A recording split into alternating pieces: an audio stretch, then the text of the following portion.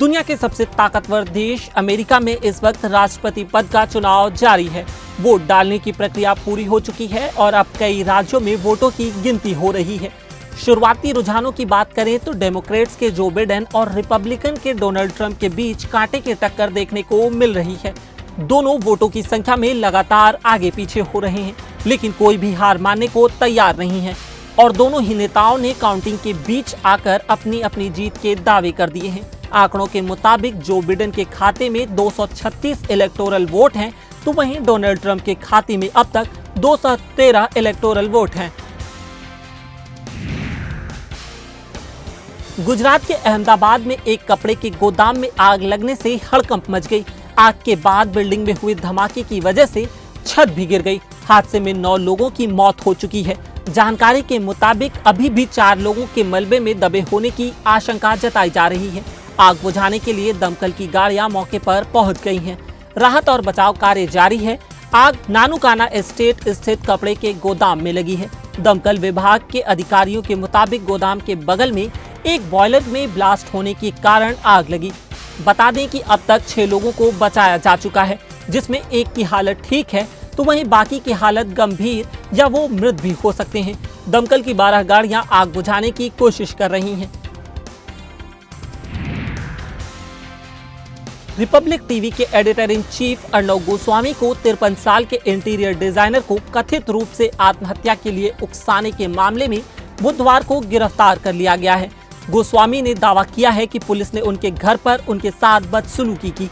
वरिष्ठ पत्रकार को जिस मामले में गिरफ्तार किया गया है, दरअसल में यह मामला साल 2018 का है। साल 2018 के मई महीने में इंटीरियर डिजाइनर अन्वय नाइक और उनकी मां कुमुद नाइक ने अलीबाग के अपने घर में खुदकुशी कर ली थी। पुलिस के मुताबिक मामले में 2 और लोगों को भी हिरासत में लिया गया है। भारत में कोरोना संक्रमण लगातार बढ़ता जा रहा है। पिछले 24 घंटे में देश के भीतर 46,000 से ज्यादा नए संक्रमितों की पहचान की गई है। इन संक्रमितों के साथ देश में कोरोना का संक्रमण बढ़कर 83 लाख के पार पहुंच गया है। इसके साथ ही देश में इन 24 घंटों के भीतर 53,000 से भी अधिक मरीज ठीक हुए हैं। इन मरीजों के साथ ही देश में कोरोना को मात देने वाले मरीजों की संख्या बढ़कर 76,56,000 के पार पहुंच गई है। तो वहीं बीते 24 घंटे में 514 लोगों की कोरोना की वजह से मौत हो गई। इन मौतों के साथ ही देश में कोरोना से मरने वालों का आंकड़ा बढ़कर 1,23,000 के पार हो गया है। दिल्ली में कोरोना के कुल मामले 4 लाख के भी पार जा चुके हैं। मंगलवार को एक दिन में सामने आने वाले मामलों की अब तक की सबसे बड़ी संख्या दर्ज की गई है। मंगलवार को जारी आंकड़ों के मुताबिक 6,000 से ज्यादा मामले कोरोना के सामने आए, जो कि एक रिकॉर्ड है। ऐसे में दिल्ली के मुख्यमंत्री अरविंद केजरीवाल ने कहा है कि इसे दिल्ली में कोरोना की 3rd वेव कहा जा सकता है। मुख्यमंत्री भूपेश बघेल महागठबंधन के प्रत्याशी के पक्ष में प्रचार करने बिहार के जाले पहुंच चुके हैं। यहां से कांग्रेस प्रत्याशी मशकूर अहमद उस्मानी हैं। मुख्यमंत्री बघेल ने चुनाव रैली को संबोधित करते हुए भारत माता के जय बोलने को लेकर बड़ी बात कही है। उन्होंने कहा कि हम भारत माता की जय तब से बोल रहे हैं जब से तुम अंग्रेजों की मुखबरी करते थे। मुख्यमंत्री ने सभा को संबोधित करते हुए कहा कि छठ पूजा आने वाली है, हम विरोधियों को छठी का दूध याद दिला देंगे। उन्होंने चिराग को ठगा है और अब नीतीश को ठगेंगे। भूपेश बघेल ने प्रधानमंत्री पर तंज कसते हुए कहा कि मोदी ने कहा था कि महागठबंधन के लोग भारत माता की जय नहीं बोलते।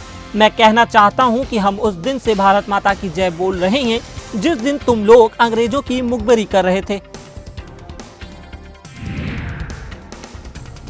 छत्तीसगढ़ के पूर्व मुख्यमंत्री डॉक्टर रमन सिंह ने प्रधानमंत्री नरेंद्र मोदी को पत्र लिख जल जीवन मिशन योजना में केंद्र सरकार के दखल की मांग की है। प्रधानमंत्री को लिखे पत्र में रमन सिंह ने प्रदेश में इस योजना के 7,000 करोड़ के टेंडर के मामले में अनियमितता होने और टेंडर को रद्द किए जाने की जानकारी दी है। इसके साथ ही उन्होंने प्रदेश सरकार पर इस योजना को लेकर उदासीनता और लापरवाही का आरोप भी लगाया है। रमन सिंह ने पत्र के साथ ही टेंडर में अनियमितता की छपी खबर की कतरन को भी संलग्न किया है।